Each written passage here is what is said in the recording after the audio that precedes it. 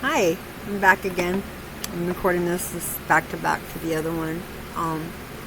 So the Major Arcana. Major Arcana starts with the number 0 and a card that is called the Fool.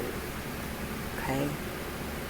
Now, a lot of people will say that this is a pretty bad card, or they don't want to get that card because, face it, nobody wants to be called a fool, right? But it's not what the card stands for. The Fool is the beginning of a journey. When we first start out, we're kind of carefree, we're kind of just out there doing our thing, just hopping along, not paying attention. But as we progress down our journey and we grow, same with the Fool, okay? So if we go by what my little guidebook says for the Fool, okay? The Fool is associated with the element of water, okay? He stands for energy, carefree, news, madness, travel, chaos, freedom, escape, intuition, impulsiveness, indecision, hesitation, jester, incoherency, delirium. Now, with the Night Sun, each one of the Major Arcana has a question attached to it. And the Fool's question is, what must I free myself of while traveling along my path so I can channel my energies more effectively? So, we're going to discuss. We're going to look at the card, but we're going to talk about their question as best we can, because it's kind of hard sometimes when there's not any other cards around. But this question is asking a very simple question: as you start your new journey, your focus should be on exactly that. What am I here to free myself of, so that I can get to the next level? Okay. I always look at my growth like, if you're looking about a video game, okay, you start out level 1, you ain't got much going on, you're just running around crazy, and then you hit level 2. As you level up, each lesson that you need to learn, and each boss that you face at the end of each level is a little bit harder. Well, this is going to be the same way with your Major Arcana. Right now, the Fool is asking you a simple question. He's saying, what in your life do you need to overcome to move on to your next level? Okay, so he's really a pretty intelligent card considering his name. Right? So he's the 0 card. Now, sometimes, depending on the deck, he can be the last card in the Major Arcana, or he can be the first. To me, because he represents the beginning of the journey, he always should be the first. Okay? Our next card, the number 1 card, is the Magician. The Magician is the next step of growth in the journey. Okay? He's associated with the planet Mercury. He stands for willpower, choosing, beginning, free will, astuteness, potential, persuasion, initiative, prejudice, hesitation, imprudence, and indecision. And his question is, where should I direct my potential? Well, if you've answered the first question, which is what do I need to free myself of, then you know what your potential is, and you know where to direct it. So, if you're giving up foolishness, then you need to direct your potential into, I don't even know what the opposite of foolishness is. Seriousness, I guess. So think about this is almost like a shadow work journey. So where should you direct your potential to get to your next level? This is our Magician. And you see him, what is he doing? Literally, he's meditating. And that's how we get a lot of our answers, is through meditation. Spending time clearing our mind, no preconceived notions, no preconceived thoughts. Just you and the universe or your guides trying to figure it all out. Okay? So our next card in this is the High Priest. The High Priestess. The High Priestess.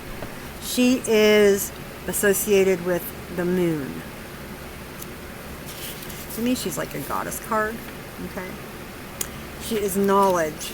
She is gestation. She is accumulation, patience, purity, matriarchy, rigor. I can't even pronounce that word. Fecundity.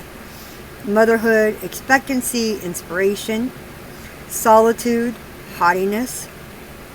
Now her question comes right on the end, on the tail of the last one. They all seem to fall right into line, okay? Because her question is, what am I holding back and accumulating? Are you holding back from putting your potential where it needs to be? Are you accumulating a bunch of negativity that you don't need, that's blocking you up from your journey? It's all growth. And so I'll get into that next level. So our next one, our next card, card number 3, is the Empress. And the Empress, again, she's associated with the planet Venus. Or the goddess Venus, excuse me. Venus isn't a planet. Yeah, Venus is a planet. Sorry. Getting tired tonight.